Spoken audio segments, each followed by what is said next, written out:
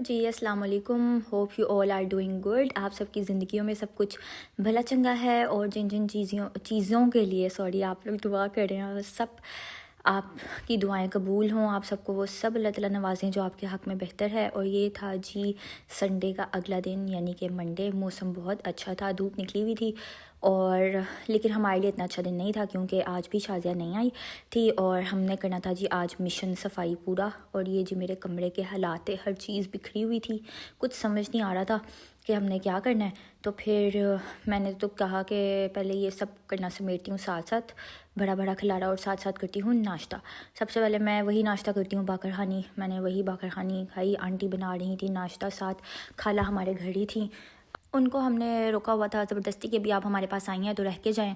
और ये मेरी सास की खाला हैं और ये उनके लिए आलू का पराठा बन रहा था, साथ चाय बन रही थी। तो मैंने उसी चाय, आंटी ने थोड़ी ज़्यादा बना ली और मैंने उसी के साथ जो है ना बाकरहानी खा ली। और अब शादी हो चुकी है और एक शोहर अज़ीज़ भी हैं, सरताज, जिनके जो कपड़े हैं वो इधर उधर होते हैं, जो कि समेटने होते हैं। तो फिर मैंने कहा ये सारे जो खिलाड़े ना मैं समेट लेती हूँ। और ये समेटते समेटते मुझे ख्याल आया कि मेरी स्किन बहुत ज़्यादा ड्राई थी, तो उसका भी कुछ करना है। इवन मुझे फ़ेस वॉश भी अपना ना चुभ रहा था स्किन पर। तो मैंने इंटरनेट पर सर्च किया, मॉइस्चराइज़र से तो कोई काम नहीं बना, तो मैंने दही लगा ली। इंटरनेट पे लिखा हुआ था कि दही लगाएं, तो मैंने दही लगा ली कि मुंह का कुछ बेहतर होगा। और साथ जी ये कमरा मैंने सारा समेट दिया था, सब चीज़ें अपनी अपनी। अब ये जो खिलारा चीज़ें इधर उधर हुई हैं ना, ये सफाई होनी थी, इसलिए मैंने मैट वगैरह सारे उठा के रखे हुए हैं।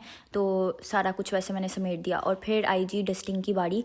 तो यहाँ से जी मैंने जैसे ही अपना ट्रे जो है, ये मेरा परफ्यूम ट्रे, इसको साइड पे किया, वजाहत की गुमी हुई थी रिंग। और इतने दिनों से हम लोग इतने परेशान थे, शादी पे गुमी एहसन की, और हम इतने परेशान थे। और इस शादी की, इस अंगूठी की खास बात यह है कि हमारी मंगनी की रिंग है, ठीक है। और ये देखें जी, ये रिंग निकली, मैंने साइड पे किया ट्रे और ये रिंग निकल आई।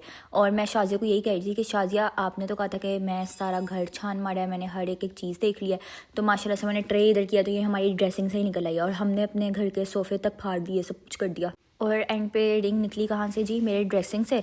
और ये रिंग के आप हालात देख लें, ये इस कदर इसकी जो पॉलिश है वो ख़राब हुई हुई थी कि मैंने पहचाना नहीं कि ये वजाहत की रिंग है। लेकिन जब मैंने गौर से देखा तो इसके अंदर आमलाइन वजाहत लिखा हुआ है और हमारी ये निकाह की डेट लिखी हुई है। तो वो देख के मुझे पता चला कि ये वजाहत किया। खैर जैसे भी अल्लाह का शुक्र मिल गई।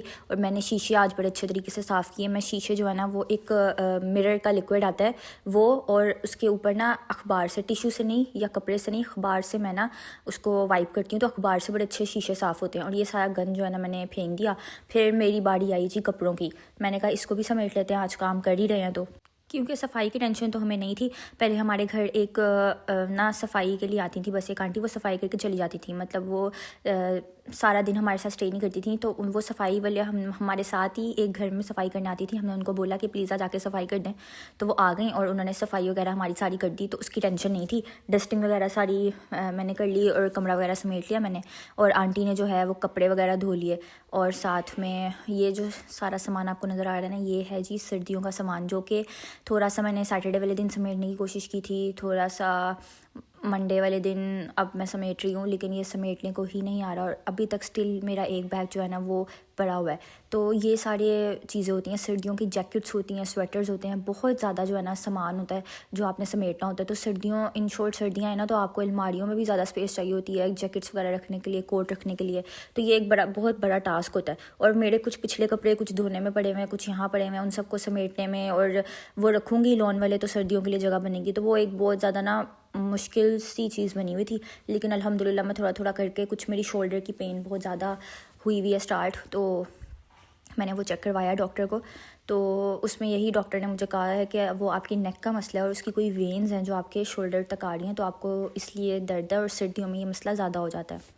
तो बस उसने कहा है कुछ एक्सरसाइजेस बताई हैं वो करें, कुछ मेडिकेशन है, और कुछ उसने कहा है कि सर्दी से अपने आप को बचा के रखें, तो ये मसला जो है वो हल हो जाएगा। तो ये डॉक्टर को तो मैंने मंडे के बाद चेक करवाया है, लेकिन मैंने सोचा कि वीडियो में आप लोगों को बता देती हूँ कि क्या इशू चल रहा है, क्योंकि मेरे कंधे में इतनी ज़्यादा दर्द है। वरना ये सारा काम, सारे कपड़े मैंने एक ही दिन में समेट के रख लेने थे। मुझे खुद बड़ी उलझन होती है जब मेरे कपड़े जो है ना वो इस तरह लवारसियों की तरह पड़े होते हैं। तो ड्राइंग रूम में कोई जाता नहीं है, तो हमने जो है ना देसी हाउस होल्ड्स की तरह यहाँ पे सारा मैंने ना सामान रखा हुआ है, वजाहत का भी मेरा भी, और वहीं सबसे निकाल रही हूँ। प्लस जब आप कहीं रह रहे होते हैं ना, तो आपको साथ साथ काम करना पड़ता है। ये तो फिर मेरी अपनी ज़िम्मेदारियाँ हैं, घर की कोई ज़िम्मेदारी या सच नहीं है। लेकिन मेरी सास वो बहुत ज़्यादा काम करती है मेरे साथ, मतलब शाज़िया भी होती है, तो पता है हेल्पर्स को संभालना भी एक काम है, तो आंटी उनके साथ लगी रहती हैं। तो अल्हम्दुलिल्लाह मेरी जो सास हैं इस मामले में वो बहुत अच्छी हैं। वो कहती हैं कि मैं ये काम करती हूँ तो मैं मसरूफ़ रहती हूँ, वरना मैंने इस एज में करना क्या है। तो वो उसको सुपरवाइज़ करती रहती हैं। पता है इन लोगों को सुपरवाइज़ करना पड़ता है, सारा बताना पड़ता है। घर में एक भरा हो तो उसकी एक अलग ही जो है ना, क्या कह सकते हैं, रौनक होती है। घर में जो बड़े होते हैं ना वो निज़ाम को जो है चला रहे होते हैं। उनके बगैर अगर आंटी ही कभी सियालकोट चली जाती हैं तो पीछे से हमें पता ही नहीं चल रहा होता हमने करना क्या है। तो ये सारी चीज़ें होती हैं। तो अब बड़ों के सब सही कहते हैं कि जो घर में बड़े होते हैं ना उनसे बड़ी बरकत होती है। और प्लस मेरी सास जो है ना वो इस मामले में बड़ी अच्छी है, वो सारे काम करती हैं। पर ये है कि जब आपको भी अगर अगला आपका इतना ख्याल कर रहा है ना तो आप में भी जो है ना वो थोड़े से बेसिक मैनर्स होने चाहिए। कि अगर आगे तो शाज़िया होती है आंटी, तो उसके साथ वैसे ही मतलब उसको सुपरवाइज़ करती हैं, लेकिन ये कि जब वो नहीं है तो मुझे खुद इंसान के बच्चों की तरह समझना चाहिए कि जो है मैंने भी थोड़ा सा हाथ बटाना है। अपना कपड़े वगैरह तो मैं खुद ही समेट लेती हूँ आगे पीछे भी, लेकिन ये कि आज मैंने थोड़े घर के काम भी साथ साथ कर लिए। बर्तन, जैसे मैंने पिछली वीडियो में कहा कि मैंने बर्तन धोए हैं, तो वो कोई इतना अजीम काम नहीं है। क्योंकि आपने जो है ना जब किसी के साथ रह रहे होते हैं ना, आप अपनी अम्मा के साथ भी रह रहे हो तो कभी कभी आप घर भी काम करते हो। हालांकि मैं शादी से पहले बिल्कुल काम नहीं करती थी। मेरे हिस्से के मेरे कपड़े वगैरह जो इस्त्री करने होते थे वो मेरे भाई को इवन कपड़े इस्त्री करने आते थे वो या बाबा कर देते थे या मम्मा। और मेरी माँ कभी मैं मतलब दूर दूर थी इन कामों से। लेकिन जैसे सब कहते हैं कि शादी के बाद जो है ना वो आपको चीज़ें करनी पड़ती हैं, जिम्मेदारियाँ पे पड़ जाती हैं। तो वैसे ही हुआ है। अब यह है कि मुझे खुद ख्याल होता है कि मैंने ये करना है, ऐसे करना है, वैसे करना है। और देखा जाए तो ये कुछ ज़्यादा नहीं है। पहले तो मैं जॉब पे जा रही थी, आजकल तो मैं घर पे हूँ। तो फिर इस तरह इतना काम तो बंदा कर ही देता है, ये कुछ भी नहीं है। तो साथ साथ ये है आपको अपने साथ वाले जो है उनको भी एहसास करना चाहिए। और प्लस अगले बंदे को ना खुशी महसूस होती है जब आप किसी के साथ रह रहे हो, तो उसको खुशी महसूस होती है कि इसने कामों में इंटरेस्ट लिया, ये ऐसे साइड पर नहीं बैठा रहा, बल्कि इसने भी जो है ना साथ साथ थोड़ा बहुत काम करवाया है, थोड़ा सा इंटरेस्ट लिया है। तो ये बिल्कुल बेगाना नहीं बैठा हुआ था। तो आप बेशक काम इतना ना करें, लेकिन अगले बंदे को एक मॉरल सपोर्ट मिल जाती है आपको, और जो काम कर रहा हो आपको उसको अप्रिशिएट भी करना चाहिए। खैर, फिर बारी आई कपड़े इस्त्री करने की। जैसे कि मैंने लास्ट टाइम भी सूट इस्त्री किया था और लग गया था, तो आज मैं बड़ी परेशान थी। लेकिन अब मैंने किसी को कहना तो नहीं था, मैंने खुद इस्त्री करना था। तो मैंने खुद इस्त्री करना शुरू किया। ये कपड़े मैंने इस्त्री किए और मैंने कहा आज तो खद्दर है, वो थोड़ा दूसरा कपड़ा था, तो आज होपफुली हो ही जाएगा। तो फिर मैंने कहा आज मैं रिकॉर्ड भी करती हूँ, क्योंकि आज व्लॉग में बस यही था, घर के काम थे, तो मैंने साथ साथ ये भी रिकॉर्ड कर लिए। और जी आज के दिन में जो हमने बुलाया था साथ, वो जो हमारे घर पहले आती थी सिर्फ सफाई के लिए, उनको बुलाया। तो माशाल्लाह से उसने ऐसी सफाई की कि मैं आपको क्या ही बताऊं, कि इतनी अजीम सफाई की कि जब वो गई तो मैंने दोबारा से सारे कमरे में से जो है ना तपड़ी, या कुछ लोग गीला कपड़ा कहते हैं, कुछ लोग तपड़ी कहते हैं, कुछ लोग पोंचा कहते हैं, वो मुझे बताएंगे आप लोग क्या कहते हैं। खैर हम तो तपड़ी कहते हैं। तो मैंने तपड़ी सारे कमरे से दोबारा लगाई 2 दफ़ा। वो भी बैठ के लगाना एक बड़ा अजीम काम मैं समझती हूँ, क्योंकि मुझे लगता था बहुत आसान है, लेकिन मैंने लगाई तो मुझे लग पता गया। खैर मैंने तपड़ी लगाई, सारी चीज़ें वगैरह तो पहले ही समेटी हुई थी, क्योंकि उन लोगों ने चीज़ें नहीं समेटनी होती। वो कहते हैं कि भाई हम सफाई करना है, बस सफाई करेंगे। तो वो इतनी गंदी सफाई हुई थी कि मुझे तसल्ली नहीं हुई। तो बस यही होता है। फिर मैंने खुद सारी तपड़ी लगाई और फिर अब मैंने ना ये कपड़े इस्त्री करने के बाद मैंने लगाई। खैर कपड़े इस्त्री मैं करती गई तो कपड़े इस्त्री सही ही हो रहे थे, लेकिन फिर मेरा वही काम शुरू हो गया, जो मेरी इस्त्री है वो चिपकने लग गई। और अब मुझे समझना है कि मैं क्या करूं, क्योंकि चिपकती है वो फर्स्ट स्टेज होती है। और मेरी अहमकी चेक करें आप लोग कि मैं कपड़े पे तो मैंने पहले पानी डाला था, मुझे पता है कपड़े अच्छे इस्त्री होते हैं, लेकिन मैं ना स्पीड कम करने के साथ साथ मैंने इस्त्री के ऊपर भी थोड़ा सा पानी जो है ना वो इस्त्री करने वाले हिस्से पे वहाँ पे भी छिड़क दिया कि ये जो है ना थोड़ी जल्दी ठंडी हो जाएगी, मैं कब तक वेट करूँ। फिर मैंने चेक करती रही कि ये चिपक रहा है कि नहीं चिपक रहा। फिर मैंने दोबारा से जो है ना इस्त्री करना स्टार्ट किए। तो मैं आंटी को बाद में बताया तो आंटी कहती हैं कि इस्त्री पे नहीं करते। तो मुझे पता था, मतलब मैंने था करंट वगैरह वाला सीन मुझे पता था, लेकिन मैंने तो उसकी बैक साइड पे किया था जहाँ से इस्त्री करते हैं कि ये जल्दी से ठंडी हो जाए। लेकिन माशाल्लाह से मुझे पता चला कि इस्त्री के ऊपर बिल्कुल भी नहीं करना, वेट करना है। और सिर्फ कपड़ों के ऊपर जो है ना आप पानी जितना मर्जी मारें, इस्त्री के ऊपर ना मारें। तो ये मेरी भी आप सबको एक टिप है कि भाई इस्त्री ठंडी होने का इंतज़ार करें। शर्ट मेरी इस्त्री हो गई थी और मेरी खुशियाँ चेक करें। खैर शर्ट आगे से की, पीछे से की, और ये था कि हमने जाना था। मैं तैयार इसलिए हो रही थी कि सही कपड़े भी पहन लूँ, एक तो नहा के, प्लस हमने जाना था। आंटी को एक सूट पसंद आया हुआ है कब से, मतलब आंटी ने कहीं देखा था और आंटी को बहुत ज़्यादा पसंद आया वो सूट, और आंटी कह रही थी कि मैंने वो लेना है, और वो भी था लॉन का। लेकिन ये बात है कि मैंने आंटी से कहा कि शायद वो उन पर एक तो लॉन पे ऑफ भी चल रहा है, प्लस आंटी कह रही थी कि मैं नेक्स्ट ईयर ले लूँगी, अभी तो सर्दियों का सीज़न है। लेकिन फिर हमने यही सोचा कि ये पता नहीं तब मिलता है नहीं मिलता, उनके नए आर्टिकल्स आ जाएंगे, तो जो पसंद आया है वो ले लें। तो मैं एम्पोरियम भी गई थी वही पता करने आंटी का सूट, तो वो जो उनको पीच कलर चाहिए था उसमें उसके साथ दुपट्टा नहीं था और आंटी ने दुपट्टे के साथ सूट लेना था, तो फिर मैंने वो छोड़ दिया। तो जहाँ से हमने ना एक और ब्रांच है जहाँ से उनकी कज़न ने नाज़िया बाजी ने लिया हुआ था सूट, तो हम सोच रहे थे कि मुगलपुरे लिंक रोड सिर्फ वही वाली लिंक रोड नहीं है जो टाउनशिप में, एक लिंक रोड मुगलपुरे वाली भी है, मैं हमेशा वही समझती थी। खैर हम मुगलपुरे वाली लिंक रोड जाना था वहाँ से आंटी का सूट लेने, तो हमने सोचा वहाँ भी पता कर लेते हैं क्योंकि अगर नाज़िया बाजी ने वहाँ से लिया हुआ तो शायद वहाँ पे हो, तो हमने वहाँ जाना था। तो और हमने पहले इनिशियली सोचा हुआ था कि हम 2-3 ब्रांचेस पे बड़ी की पता कर लेंगे क्योंकि जौहर टाउन वाली ब्रांच में तो नहीं था। और ये है कि मैंने दुपट्टा इस्त्री करने लगी इसके बाद, तो मैंने सोचा नहीं करती, कि मैंने कहा कि अगर मैं इतनी मेहनत कर रही हूँ तो फिर मैं दुपट्टा भी इस्त्री कर लेती हूँ, ताकि दुपट्टे पे फिर मैंने एक हिसाब लगाया कि जहाँ जहाँ वो फोल्डिंग के निशान थे ना, लाइंस पड़ी हुई थी, मैंने सिर्फ वो हिस्सा जो है ना इस्त्री कर लिया, सारा दुपट्टा इस्त्री नहीं किया। तो ये भी मुझे बड़ी अकॉम्प्लिशमेंट फील हुई कि मैंने 3 पीस सूट जो है ना वो इस्त्री किया। अच्छा, कंटिन्यूइंग विद द स्टोरी, जो स्टोरी है कि गाड़ी आज थी हमारे पास, तो मैंने सोचा था कि चलो जो हम ना चले जाएंगे, लाइक मैं आंटी और खाला भी साथ चलेंगे और हम ना जैसे कि एक गुलबर्ग में भी बहुत बड़ी ब्रांच है वहाँ पे पता कर लेंगे। आज आंटी का सूट लाजमी तौर पे लेके आएंगे क्योंकि मुझे सूटों का इतना शौक है, तो कोई मेरे सामने जिक्र भी कर देता ना उसको कुछ पसंद आया हुआ तो मेरा दिल करता है वो जल्दी से ले। तो मैं अपनी सास को ही कह रही थी, मैंने कहा आज हम लाजमी जो है ना वो सूट आंटी आपका लेके ही आएंगे, जो मर्ज़ी हो जाए, तो कहीं से भी मिले। और वो लोगों को मैंने कहा था सिस्टम पे चेक करके बता दें कहाँ पे है, लेकिन वो लोग कहते हैं माशाल्लाह से हम नहीं बता सकते एम्पोरियम वाले। तो फिर मैंने कहा ठीक है अब जाके ही चेक कर लेंगे। तो वो कह रहे थे कि भी क्योंकि आउट ऑफ सीज़न सूट है, लॉन का है, तो ये मैं स्टॉक आपको चेक करके नहीं बता सकता।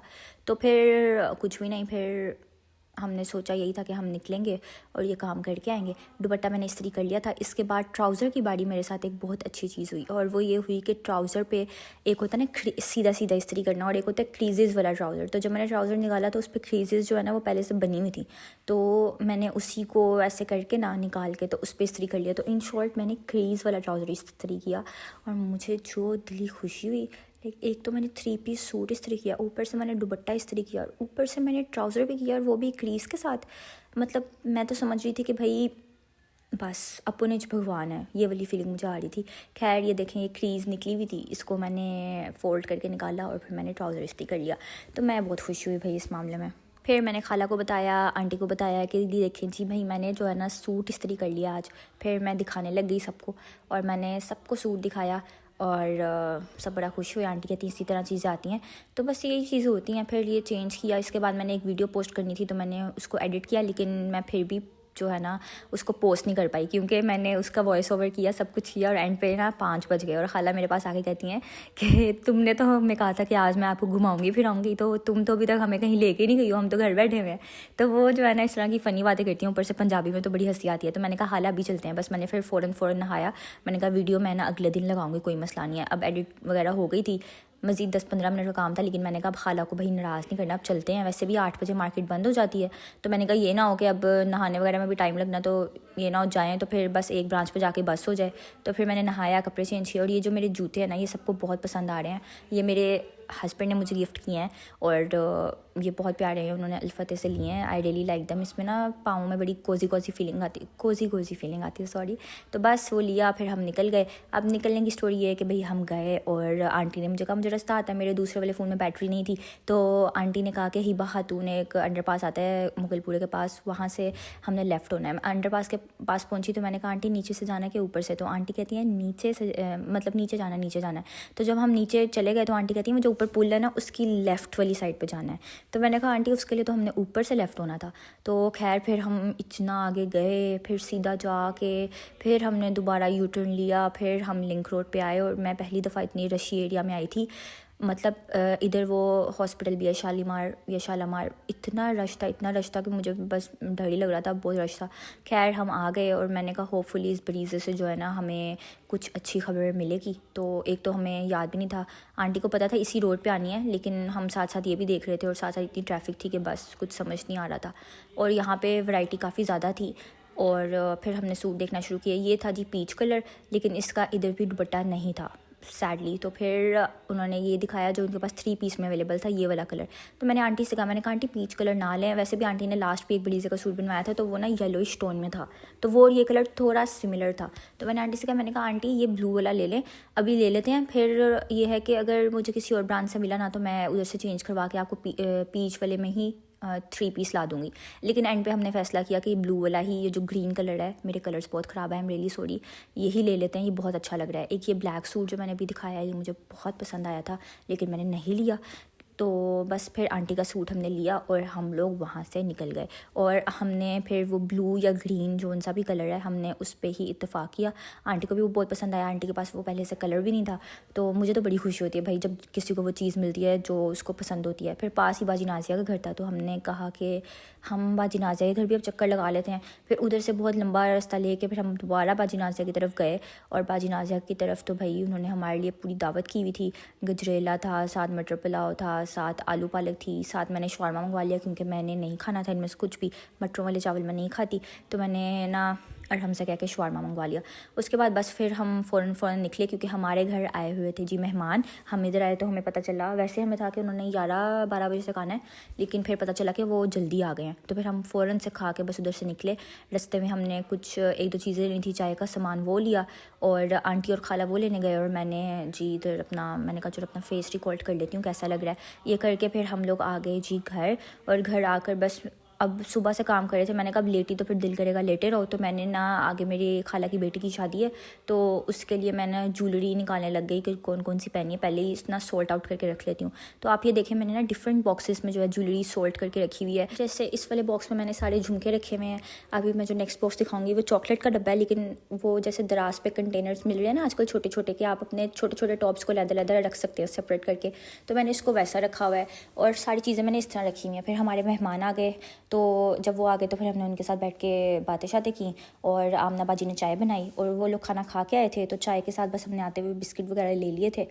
बस फिर वो लोग भी चले गए, वजाहत ऑफिस से लेट आए, उनका क्रिकेट का मैच था आज, तो हम लोग फिर सो गए। और अगर आप लोग को ये व्लॉग पसंद आया तो डू लाइक इट, और मिलते हैं नेक्स्ट व्लॉग में। अल्लाह हाफिज़।